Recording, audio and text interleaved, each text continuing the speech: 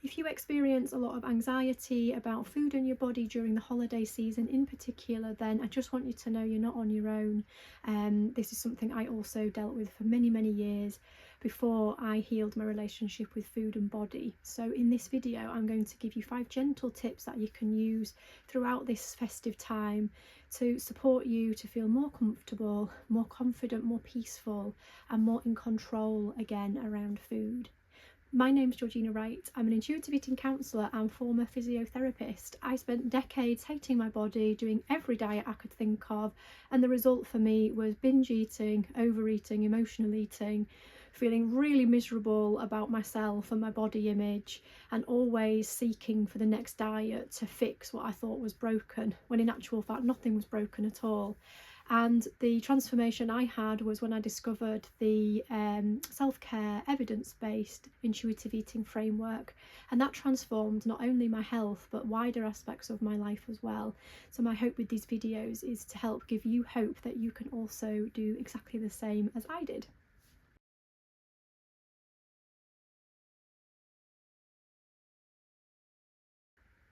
So tip number 1 is honour your hunger. If you're still in a dieting mindset, and this was me for many years, you may be tempted to skip meals in order to almost quote unquote save up for a big meal that you're going to be enjoying, maybe Christmas Day or another social event you've got during Christmas time.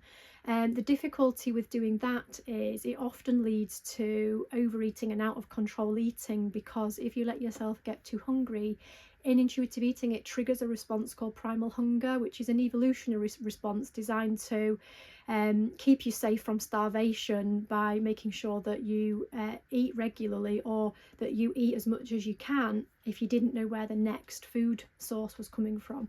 And obviously we don't have that problem anymore with modern day ways of living. Food's readily available, but that evolutionary instinct is still there. So you might notice that if you keep skipping meals to save up for something later on in the day, by the time you get to that meal later on in the day, you're so hungry that you will eat more than you'd planned to, and it often leaves you feeling quite uncomfortable in your body and just overly full. So the gentle tip around that is just to practice eating regularly throughout the day.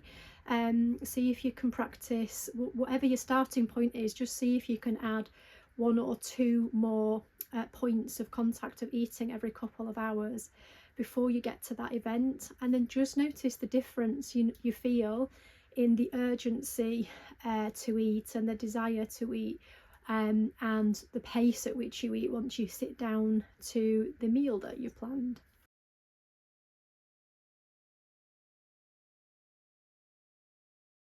So tip number 2 is exploring the satisfaction factor of foods.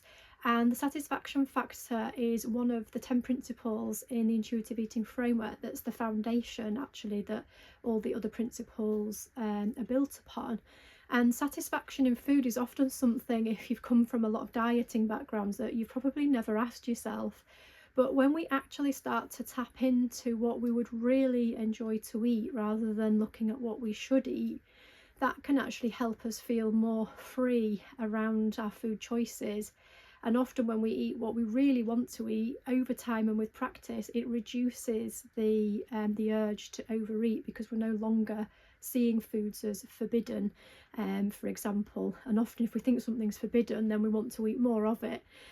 So if we were looking at you over Christmas as a tip around satisfaction, it would be really helpful if you can pick a meal or a snack as regularly as you want to over the Christmas period, and just ask yourself what would be satisfying to you. So often satisfaction comes with an environment to eat in being calm and supportive and peaceful, so that you can concentrate on what you're eating.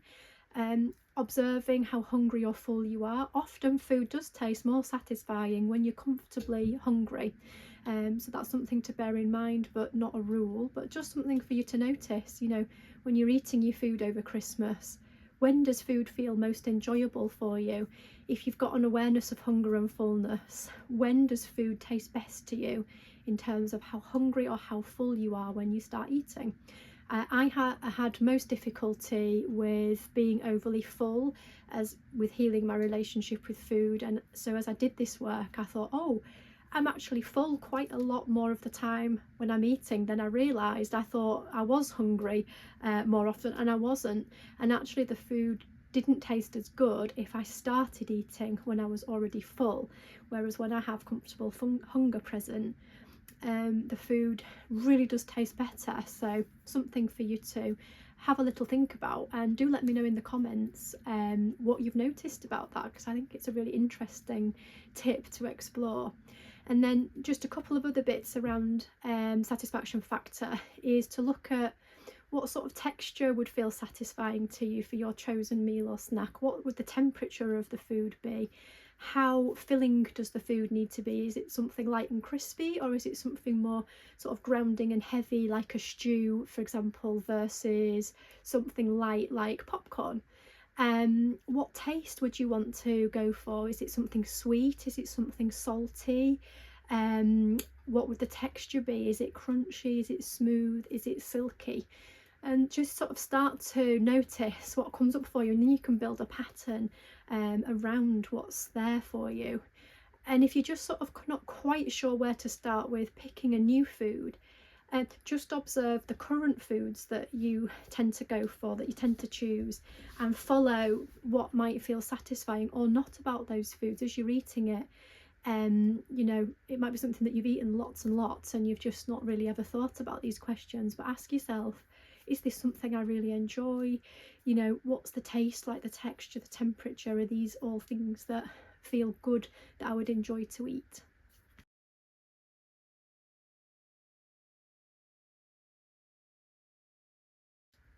So tip number 3 is letting go of food rules. So when you've done a lot of diets, you'll often find that there's a lot of food noise around your choices around eating. So an example of a food rule could be telling yourself you can only eat carbohydrates after 6 p.m, or you can only eat a certain volume of food, or you can't eat cookies because they're bad for you, for example. These are all sometimes sneaky and sometimes more obvious sounding rules that are talking to you when you're eating and when you're not eating. And the power of intuitive eating is that it helps you to really challenge where those rules have come from and if they're actually a fact. And often once you start to ask yourself, and this is the tip, is when you notice a food rule coming into your mind, just ask yourself if that's actually a fact. Where did that information come from?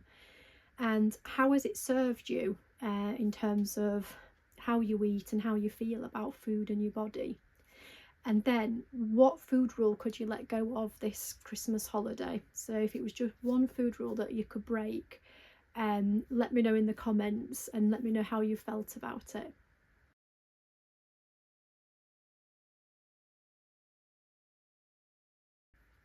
So tip number 4 is about being curious about fullness. Again, if you've done a lot of diets, fullness can sort of signal failure for some people, or maybe if you're in an overeating pattern, you notice discomfort or shame about feeling overly full.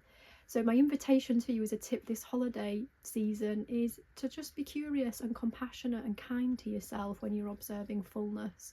In intuitive eating, we use a hunger and fullness scale to help you get back in touch with your hunger and fullness cues. And it's a really supportive way to regulate eating and enjoy eating, to notice comfortable hunger and comfortable fullness. So when you're noticing your eating patterns over the holiday time, just take a little note of, what does fullness feel like to you? Does it differ across different days? And how would you ideally like to feel after you eat a meal or a snack?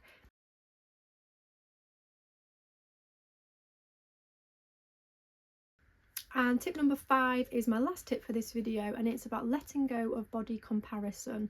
If you've got anxiety around food, usually you've got anxiety with your body image as well. And at Christmas, the thought of maybe socialising more, seeing people that you might not have seen for a while, can bring up such a lot of overwhelm and worry about how people might judge you. So there's two parts to this tip. The first part is definitely bring compassion to yourself. It's normal and understandable in the world that we live in, where the diet industry is just running riot and people are obsessed with body shape, that you would feel that way. So compassion is such a huge key to making any change around body image. And if you feel okay to proceed with this tip, then I would just invite you to consider about yourself, what could you think of that doesn't have anything to do with your body shape that you can tolerate or even like about yourself. So it could be that you're intelligent, it could be that you're funny, it could be that you're really kind, it could be that you're really good at your job. So just starting to take the focus off your body image and putting it into something that's not related to physical appearance can be just a really gentle step. And when you start to feel that little bit of anxiety creeping in, just remind yourself about all of those qualities about yourself that have nothing to do with appearance, and that our body, you know, is here to function. It's here to carry us through life. It's our vehicle with which we move through life. You know, our legs are able to carry us all over the place. Our arms are able to lift things and hug people. So that can be also a really supportive way to look at it. You know, your body's not just there to be looked at.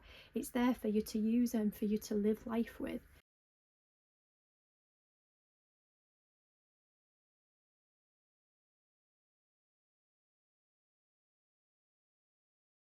Well, I hope you found this video helpful, and if you're looking for more support around intuitive eating and you want to get started in the new year with healing your relationship around food and body, then do feel welcome to click the link below and you can join my free Nourish Your Soul Society membership. I'd love to see you in there and really looking forward to supporting you, and I will see you in the next video.